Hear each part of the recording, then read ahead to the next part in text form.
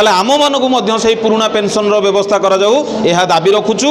एवं यही दाबी गुड़िक जदि रेल प्रशासन भारत सरकार भारत प्रशासन जदि दृष्टिगोचर न दियंती ताले आगामी दिन में आमे आंदोलन को तीव्रतर करूँ। राकेश कुमार महांती गणमाध्यम संयोजक अखिल भारतीय रेल चालक संघ खोर्धा रोड मंडल। देखो आज जो कार्यक्रम ये कार्यक्रम में सर्वप्रथम आपण आसी समस्त गणमाध्यम प्रतिनिधि मानू मु स्वागत करुच्ची एवं सम्मान जनाऊँगी।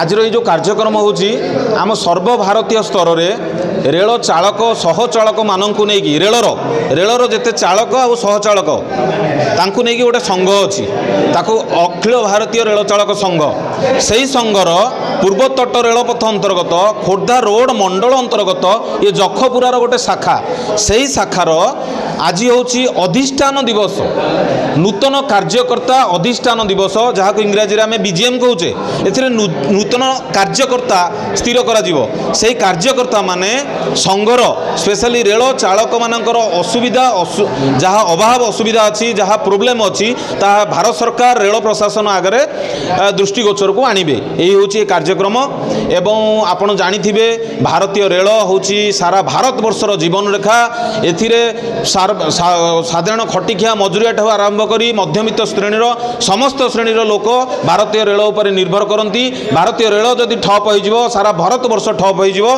तेणु भारतीय रेल भारतर उन्नति भारतर प्रगति ये देशर प्रगति अत्यंत सुरुखुरे सुविधार चलवा दरकार एवं भारत वर्ष को आम देश को सुरुखुरे चलवाई रेल बहुत सुरुखुरे चलवा दरकार। रेल सुरुखुरे चलवाक हेले आम चालक माने स्वतंत्र भाव चालक को स्वतंत्र दृष्टि देवा दरकार।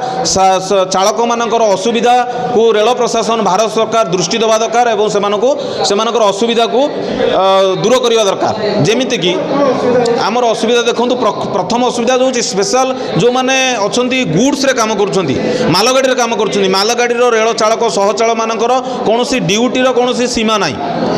भारत सरकार 2016 मसीह पत्र जारी करछंती जे रेल चालक सहचालक मानकर ड्यूटी होची 9 घंटा किंतु ताको लागू करा जाउनी। आज भी मध्य 12 घंटा 18 घंटा 17 घंटा आमको काम करा जाउची। तेणु आमे दाबी रखुछु रेल चालक संघ जे आमको 9 घंटा ड्यूटी दैनिक कार्य करा जाऊ आम जो एते घंटा काम कर जाउची ताको कम करा जाऊ एवं आमर जो साप्ताहिक विश्राम आमर आपणकर जुडिशियरी सिस्टम आमर कोर्ट निर्देश दे सारी जे साप्ताहिक विश्राम 46 घंटा हवा कथा अन्य कर्मचारी नौकरी किंतु आमको दि जाऊनी। तेणु आम दाबी रखुचु साप्ताहिक विश्राम आमको 46 घंटा दि जाऊ एवं दैनिक आमको जो लगातार दुई राति हो जाऊँगी ड्यूटी लगातार 2 राति ड्यूटी हेले जो तृतीय राति पुणी राति ड्यूटी कर गोटे रेल चालक ताले दुर्घटना हबार अधिक चांस अच्छी।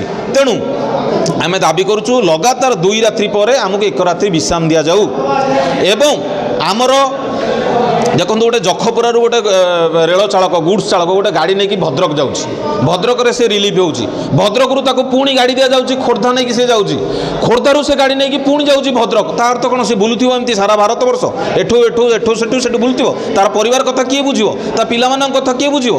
तेणु आम दाबी रोचु भारत सरकार जो नियम अच्छी जे 36 घंटा मध्य गोटे रेल चालक को तार मुख्यालय को फेरई आनी दि जाऊ सेटा को लागू करा जाऊ एवं जो पुराना पेंशन व्यवस्था अच्छी सेटा को मध्य लागू करा जाऊ।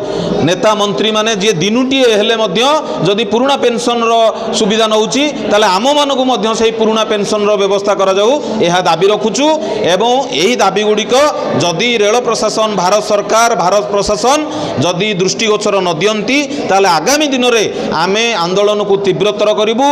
सपरिवार रेल चालक संघ आमर राजरास्ता को आमे ओल्लैबू आमर डीआरएम ऑफिस सामने जीएम ऑफिस सामने आमे धारणा देबू अनशन करूँ आगु करूँ आमर जंतर मंतर रे बहुत थर आमे आंदोलन करूँ आगू आंदोलन करूँ दरकार पड़े रेल रोक करूँ।